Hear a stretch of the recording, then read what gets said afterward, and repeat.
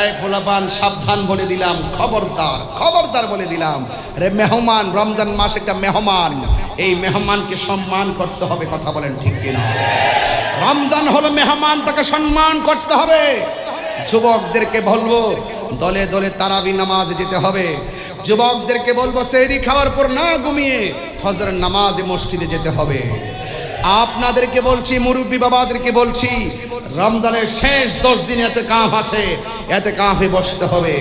যুবক ভাইয়ের আমার এই জন্য বসবেন, আল্লাহর হাবিব বলেছেন কেউ যদি রমজান মাসে 10টা দিন ইতিকাফ করে তার আমল নামায় 2টা হজ আর 2টা উমরার সওয়াব দেওয়া হবে।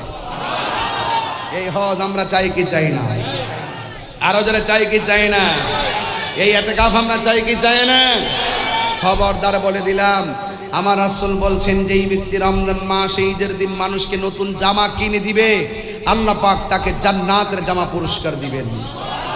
রমজান মাসটা কি আমাদের জন্য নিয়ামত না কিয়ামত? আরো যারা নিয়ামত না কিয়ামত? ভাইয়ের আমার, রমজানের রোজা রাখতেই হবে ইনশাআল্লাহ।